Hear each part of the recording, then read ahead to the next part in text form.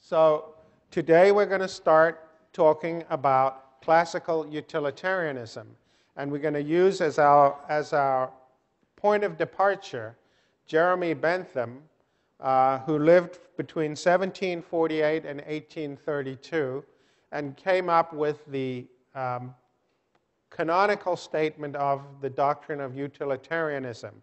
It's a doctrine which is still very much alive and kicking in the contemporary West, despite all of its problems, and we'll have things to say about why that is. But I wanted to make a couple of prefatory remarks first about Bentham himself. There are some thinkers in the Western tradition, and I guess in any tradition, who have a particular characteristic that Bentham certainly has, and I think of the folks we're going to read, Karl Marx had, and Robert Nozick had. And the thing I'm thinking of here is they are the kind of person who takes one idea to the most extreme possible formulation. They ask themselves the question, how would the world be if this idea that I have is the only important idea? And they take it to its logical extreme, to an excessive kind of formulation. And they will go places with their idea that nobody else will go. And so that makes them a little bit crazy. They're monomaniacal, obsessively consumed with their idea. In the case of Bentham, it's the idea of utility, which we're going to unpack a little bit in a moment. But what's always interesting about people like this is that they play out an idea to its logical extreme, and that exhibits both its strengths and its limitations. It's just because they're willing to go when others will not go, think the unthinkable, think politically very incorrect things for their time, in pursuit of really pushing this idea to the absolute hilt. And so Bentham is a kind of thinker who I suspect at the end of the day nobody will be fully convinced by, but he's very useful. He's a very useful diagnostician of what it is about utilitarianism that's going to be appealing to you and where eventually you're going to want to put some limits on it, just because he goes beyond the limits. And so you can see what happens if you push it all the way to the hilt. Secondly, I want to just say that Bentham is important as a fountain of more than utilitarianism, but also of modern conceptions of value, more generally considered. You'll see that he is one of there were rumblings of the kinds of things he had to say about value in the 17th century. Hobbes, for example, who I mentioned last time, criticized Aristotle for not seeing that what is good for some people may not be good for other people. And Bentham builds on that idea. You'll see Bentham will start to link the good to what it is that people desire. There were also rumblings of Bentham's methods, and particularly his aspirations to found politics on scientific principles in the 17th century. We already saw last time the Hobbesian and Lockean creationist theories of science, but they were really transitional figures. They also gave theological justifications for their arguments, as I explained at some length in Locke. In the context of Locke, I didn't have time to do it with Hobbes, but many of you will know that if you read the second two-thirds of Hobbes's Leviathan, it's almost all about interpretation of the scriptures, showing that his scientifically derived principles are also consistent with the Bible. Bentham sheds all of this. For Bentham, he's not interested in appeals to tradition. He's not interested in appeals to religion. He's not interested in appeals to natural law. He dismisses the natural law tradition as dangerous nonsense, nonsense on stilts. He's only interested in a scientific set of principles for organizing politics. And one of the nice things about Bentham, at least from your point of view, is, and we'll see that utilitarianism values efficiency in many ways, but one of the interesting things, or the helpful things about Bentham, is that he reduces his whole doctrine to a single paragraph, and he puts that paragraph right at the front of his introduction to the principles of morals and legislation. So here you have the kind of Cliff Notes formulation of Bentham's argument. He says that nature has placed mankind under the governance of two sovereign masters, pain and pleasure. It is for them alone to point out what we ought to do as well as to determine what we shall do. So this is going to be about describing human behavior and about what ought to be the case, right? What we shall do. To determine what we ought to do is to point out what we ought to do as well as to determine what we shall do. On the one hand, the standard of right and wrong. On the other, the chain of causes and effects are fastened to their throne. That's the throne of pain and pleasure. They govern us in all we do, in all we say, and in all we think. Every effort we can make to throw off our subjection, that's our subjection to pleasure-seeking and pain-avoiding, will serve but to demonstrate and confirm it, to confirm that subjection. In words, a man may pretend to abjure their empire. That's the empire of pain and pleasure. But in reality, he will remain subject to it all the while. The principle of utility recognizes this subjection and assumes it for the foundation of that system, the object of which is to rear the fabric of felicity by the hands of reason and law. Systems which attempt to question it deal in sounds instead of senses, in caprice instead of reason, and in darkness instead of light. That is, in a nutshell, Bentham's theory.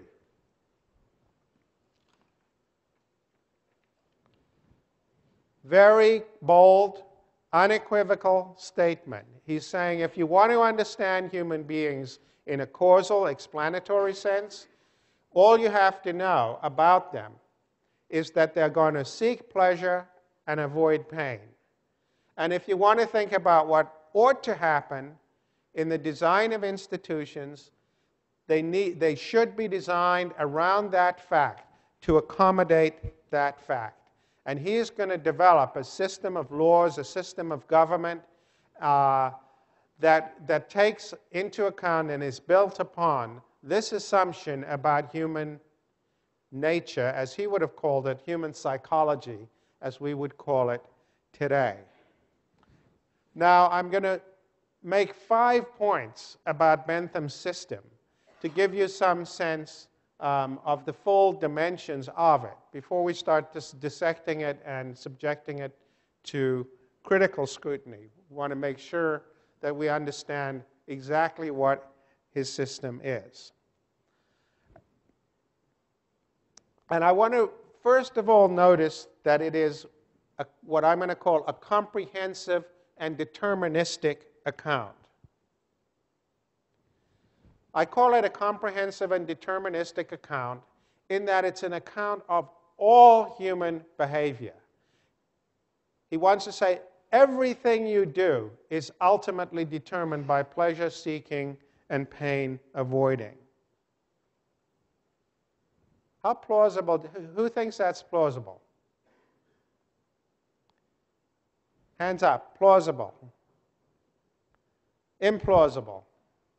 Okay, give us an example, somebody, of something that is not pleasure-seeking or pain-avoiding. Anybody? Something that is not the result of pleasure-seeking or pain-avoiding. Well, you put your hands up. You must have had some thoughts. Yeah. Okay, here. You take it. Running into a fire to rescue people. Pardon? Running into a fire to rescue people. running into a fire to rescue people. Okay, you run into a fire to rescue people. What do you think Bentham would say about that example? Yeah, over here, sir. The pleasure is actually saving the people, so there is like this benefit that you get from it. The pleasure you get from having saved the people must outweigh the pain of the fire, or you wouldn't do it. Any other example? Nobody's got an example. So nobody can think of an example. No? Yes, yes, sir. Well, there may be some, for example, saving one's child may be purely instinctual rather than driven by pain or pleasure. So sacrificing your life to save your child, let's Yes. say, to put it in an extreme case. What would Bentham say about that? I mean, this seems like a genuinely altruistic action. Somebody lays down their life for their own child. How can that be pleasure-seeking and pain-avoiding? What would Bentham say? Yeah. Wait, we need to... I mean, clearly the pain of like having lost the child like outweighs whatever pleasures. So I think that is what he would say. Think of the counterfactual. How could I live with myself for the rest of my life if I didn't do it? The pain would be too great. And Bentham considers cases like this sort of thing. Apparently altruistic acts seem ultimately always reducible to the pleasure-pain calculus. One example he considers is people acting from religious motivations. And he says, just read the Bible. You know, look at the descriptions of heaven and hell. Isn't that, made to order pleasure-seeking and pain avoidance? Hell is described as, the fires of hell, perpetual pain. So the people who constructed religious doctrines clearly had an understanding of human nature, or they wouldn't have described hell in the way that they described it, and heaven in the way that they describe it. So the first thing he wants to say is that this is a completely comprehensive explanation of human behavior. Can anybody think of any example that couldn't be redescribed as fitting this pleasure-pain calculus? Yeah.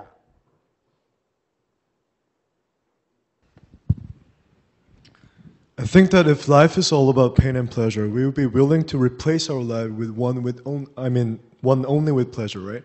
But we wouldn't. We value our life by itself. There's something indescribable quality to it. I mean, life is the sum of all experiences rather than just plain pain and pleasure. So you think that there is more complexity to human motivation that's just not expressible as or reducible to pain and pleasure. I think, that's a very sophisticated and common critique that's been made of Bentham. If you go and read, if you read the obituary of him that was written by Coleridge, I think it was, he makes exactly this point, that there was this sophistication to human motivation that isn't captured in this idea. I think that the truth is Bentham would have acknowledged some of that, but he would have said, at the end of the day, it's unimportant because the pleasure-pain calculus overrides when the chips are down.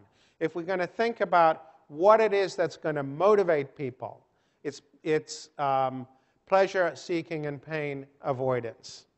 Okay. A second thing that you should notice about this doctrine is that I'm going to call it a naturalistic doctrine. In some ways, it's astounding that writing almost half a century before Darwin was born in 1809 and lived till 1882. So writing almost half a century before Darwin, Bentham grounds his principle in the imperatives for human survival.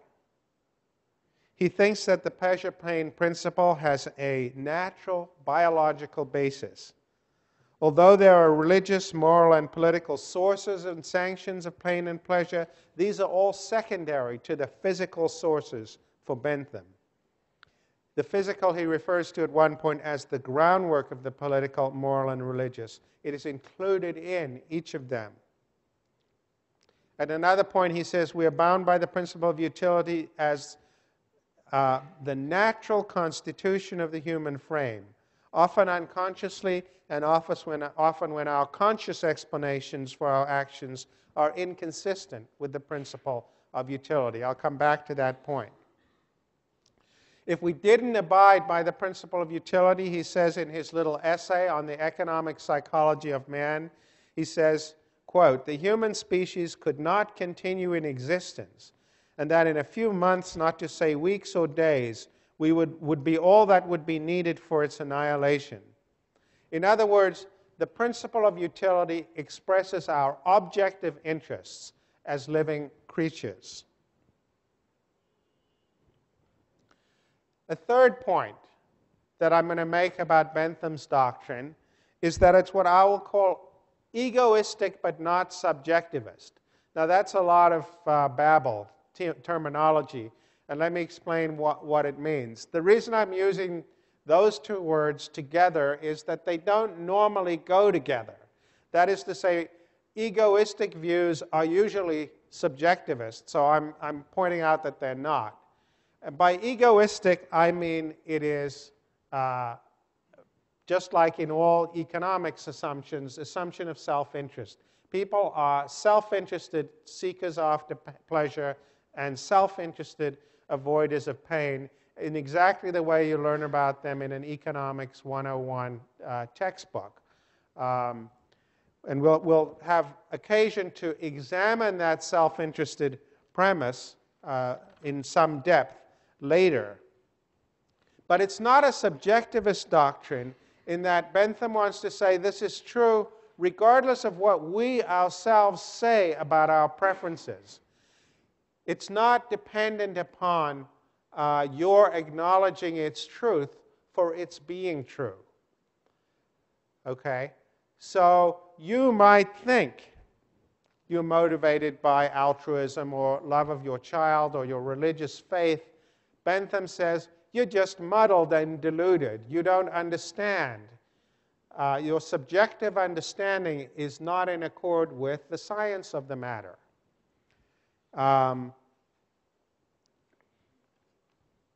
At one point he says, it is with the anatomy of the human mind as it is with the anatomy and physiology of the human body. The rare case is not of a man's being unconversant, but of his being conversant with it. So just as, if you have a pain in your side and you don't know if it's your liver or your spleen or your lung, the rare case is you get it right. He wants to say exactly the same with your motivation. The fact that you don't understand or wouldn't agree with or don't acknowledge what's motivating you, so much the worse for you. You just have an inaccurate or incomplete understanding of your motivation. You're just wrong. Okay, so it's in that sense picks up on the idea this is an objectivist account. It is objectively the case. Whatever people think about it, whatever people say about it, it is objectively the case that they behave self-interestedly in the pursuit of pleasure and the avoidance of pain. Fourth, Bentham's is a radically consequentialist doctrine. Anyone know what that might mean? Anyone want to tell us what do you think I might mean by calling it a consequentialist doctrine? Yeah, yes, ma'am.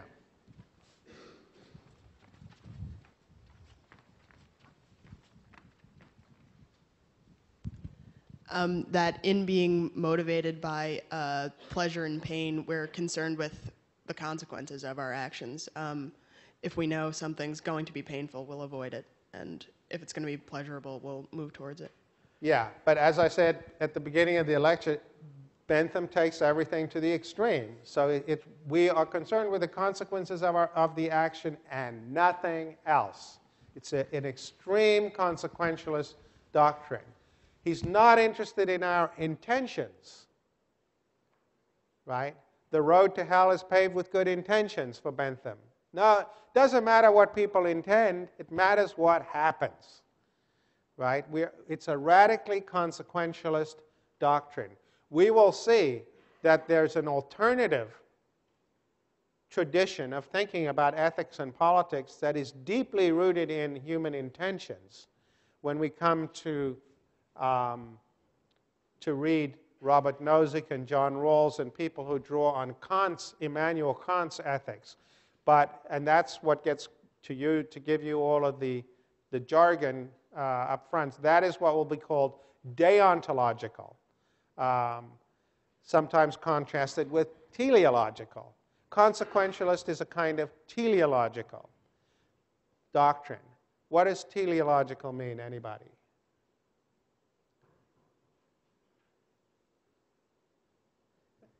Yeah, at the back. Teleological system.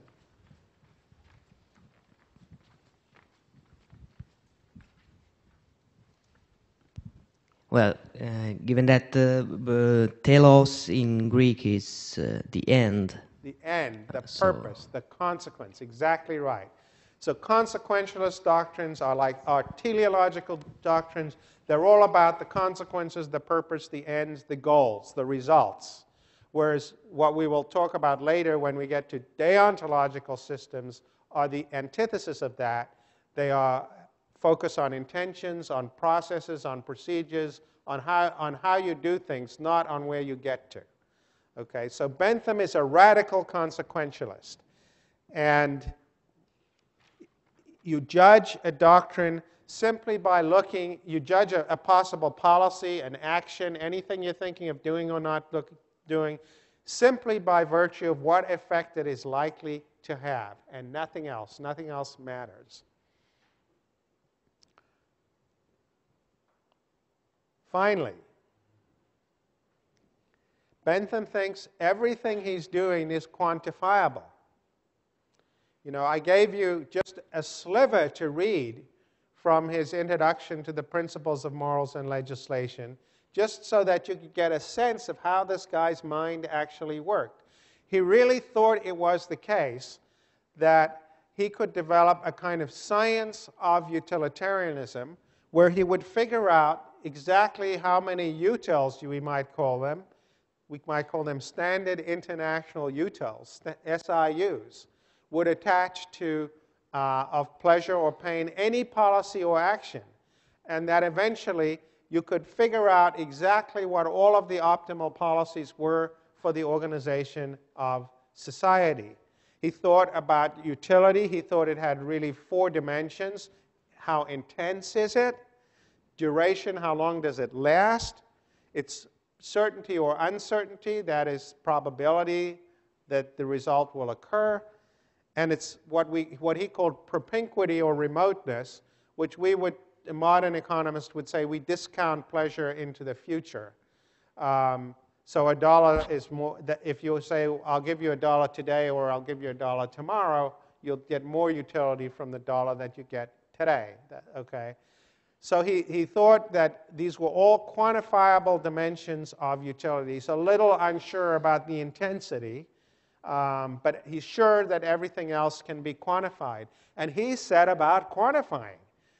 He set about trying to figure out a system of legislation, not only for his society, by the way.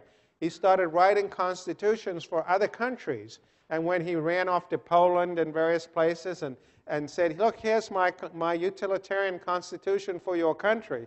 And he was very disappointed when people didn't rush off and implement it right away. So, you know, he truly believed that you could come up with a scientifically demonstrable system of organizing society based on the quantifiable character of utilitarianism.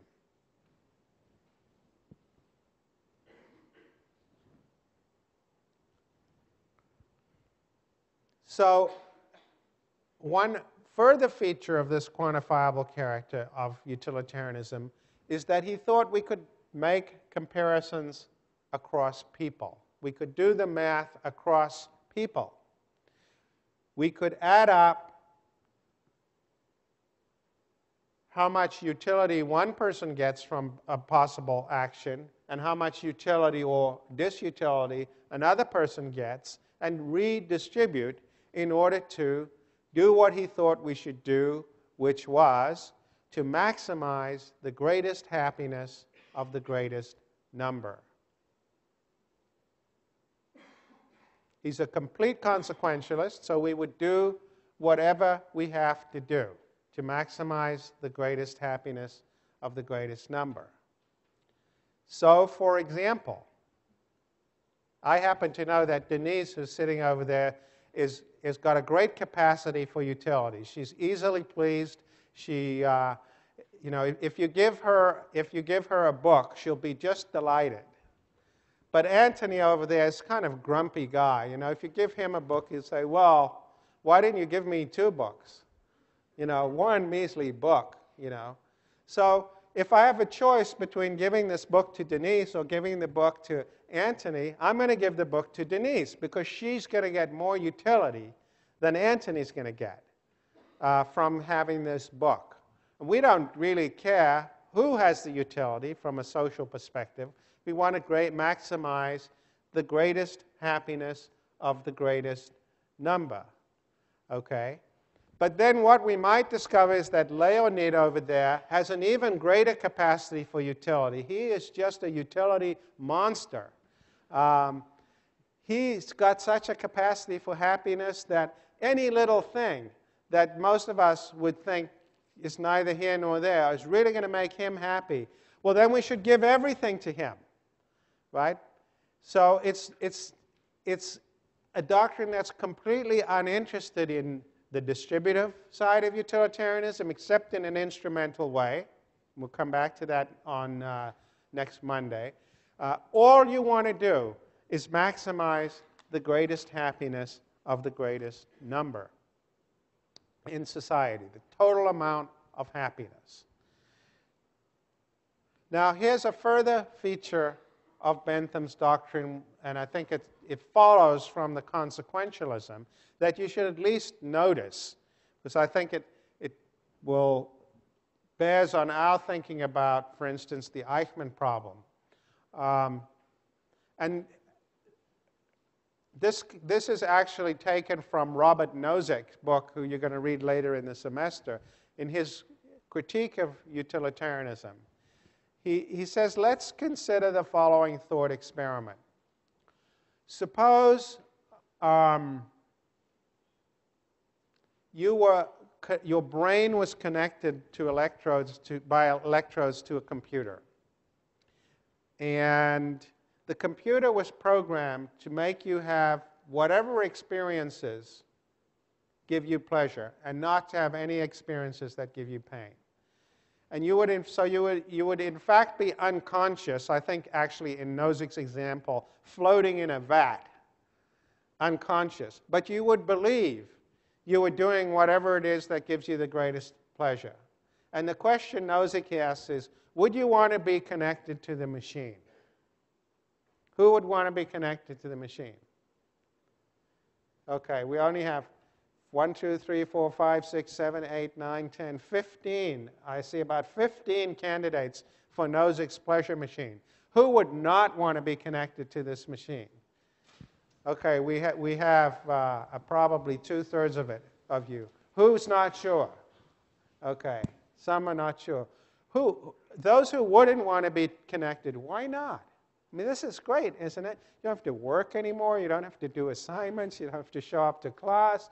You just, you know, for the rest of your life, maybe, you're programmed to have the experiences that give you the most pleasure in life.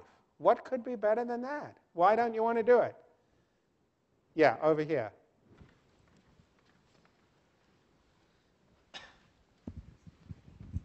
Well, I think the point of life is to have like a complexity of experiences, and without experiencing pain at some point, pleasure wouldn't be as sweet.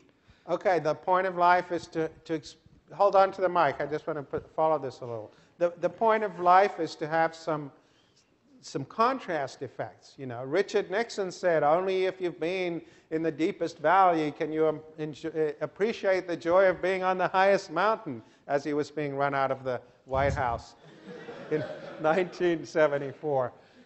Well, you could say, okay, well, in that case, we'll program the machine accordingly. So you'll have, you'll have certain painful experiences in order to maximize the net of pleasure and pain. So we, every, I don't know, every 5th minute you'll have some unpleasant experience just so that you don't forget how pleasant the pleasant experience is. We can do that. Well, then you wouldn't be like having free will and experiencing the various experiences. Okay, so that's different, right? It's not the contrast. It's not the banality of pleasure, if you like. It's that the lack of free will or autonomy. But couldn't we program it to make you think you were acting freely, even though you weren't? I think, what about that? Some people say that's true of us all, this idea we have free will, it's a lot of bunk. We're all really basically just acting out certain impulses and instinct. But we believe we have free will. So you could be made to believe that you're making choices, even if in fact you aren't. Well, wouldn't the free will be as much a component of the natural physical nature of man? Well, now as well as okay. I mean, I'm adding more to Okay, so that would be a different theory than Bentham's theory.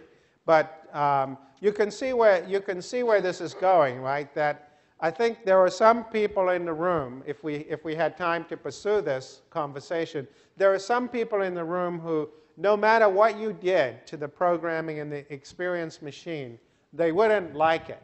And they wouldn't like it for 2 principal reasons, I think. One has just been articulated, which is that somehow this seems like an abdication of your own autonomy. And, as when we think back to the Eichmann problem, one of the things that troubled people was his abdication of his autonomy. He's giving up of his free will to say yes or no, I think this is right or wrong, I'm going to do it on the basis of my own autonomous judgment. The second thing I think that people would worry about is who's operating the machine. Who's operating the machine? There's a kind of, how do you know that once they've got you floating in that vat, what you wanted to have done will in fact happen? And so there's a basic problem of agency and accountability that makes people nervous. But let's just put those things to one side for the moment and focus on the rest of the exposition of Bentham's doctrine. We're going to come back to all of these issues, I promise you. I just want to get everything out on the table. What he says is that the role of government is a measure of government is a kind of which is but a particular kind of action performed by a particular person or persons, may be said to be comfortable to or dictated by the principle of utility when in like manner the tendency which it has to augment the happiness of the community is greater than any which it has to diminish it. So again, the bumper sticker version of that for Bentham is maximize the greatest happiness of the greatest number. And for those of you who like thinking diagrammatically, and as I noted in my opening lecture, not everybody does, but if we imagine a 2-person society, so A has this much utility, that's the status quo, right?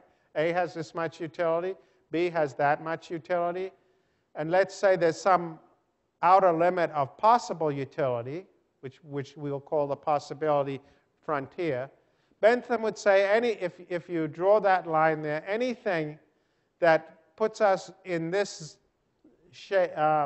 whatever it is, cloudy zone here, would be a net increase in the total amount of utility in the society. Pretty straightforward claim, right? So if we went from there to there, both would have more utility, but if we went from there, say, to there, A's utility would have gone up and B's would have gone down, but we don't care, right?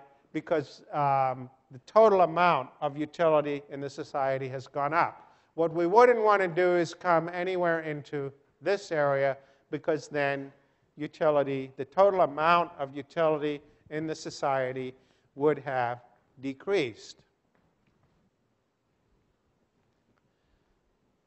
Okay, so that's basically the story. Now you might say, well, why do you need government at all if this is the story?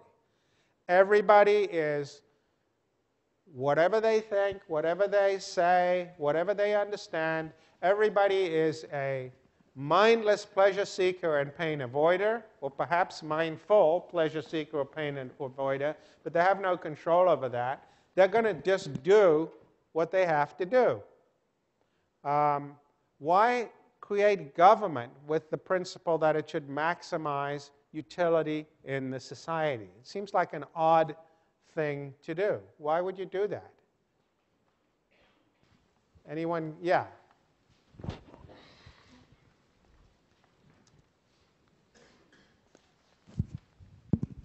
So just looking at that last graph, right, if each person tried to maximize their utility, then they'd both want to be on the opposite, corners of each other.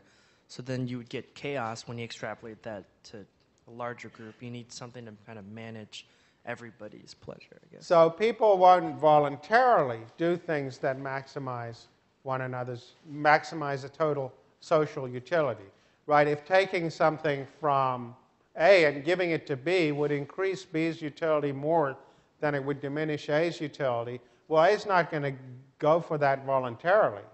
B might go and take it, but he may or may not be strong enough to take it. We don't know. So that's a very shrewd observation in response to that diagram, and it actually gets to more sophisticated questions about redistribution and utilitarianism that I'm going to take up on Monday. But there's, I think, before we get to those questions, there's a more fundamental level at which Bentham thinks utilitarianism creates the need for government. And that is that there's a disconnect between what's individually optimal and what's socially optimal, even before we get to the redistributive questions. We might call it the market failure theory of government, where other 18th century thinkers had taken the view that when, Adam Smith's famous invisible hand, everybody acting selfishly leads to a collectively optimal result. Bentham, we'll see, thinks that's true a lot of the time, but not always. There are certain circumstances in which people are likely not to act in a way that produces a common result. The great enemies of public peace are the selfish and dissocial passions, necessary as they are. Society is held together only by the sacrifices that men can be induced to make of the gratifications they demand. To obtain these sacrifices is the great difficulty, the great task of government. And he's thinking really of, and it's maybe the first formulation of it that we find, what we today call free riding, free loading.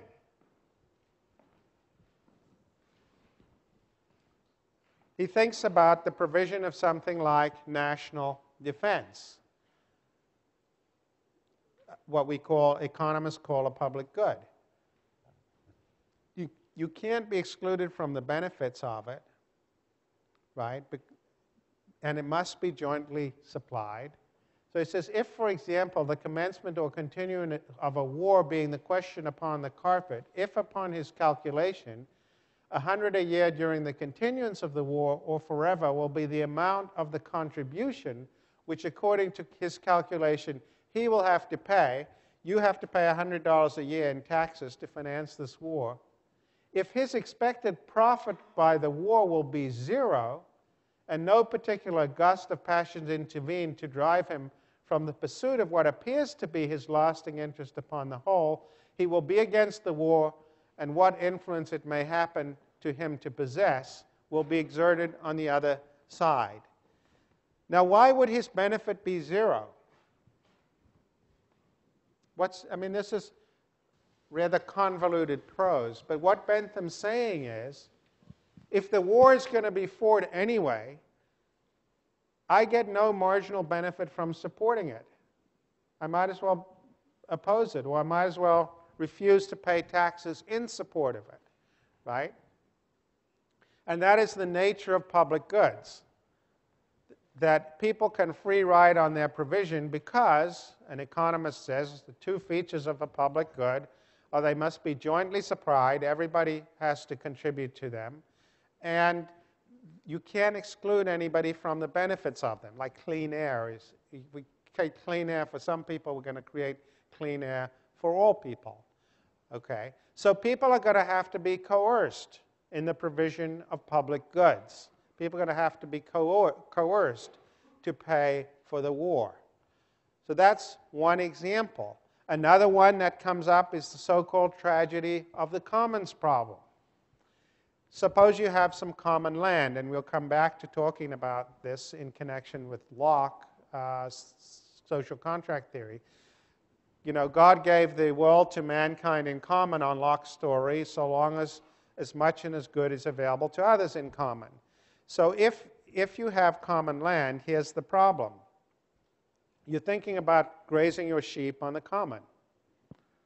If I put my sheep onto that common land, it doesn't do any lasting damage.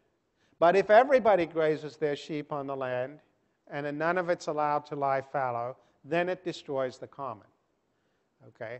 So there are too many sheep for everybody to graze their sheep on the land, but any individual person doesn't have a reason not to graze his sheep. This was finally formulated in a rigorous way by a man called Garrett Hardin. The tragedy of the commons, that if you have commons, they'll be destroyed because each person will do something that makes individual rational sense, but not collective rational sense. So this is, again, it's not exactly the same as the free riding problem, but it's related to the free riding problem.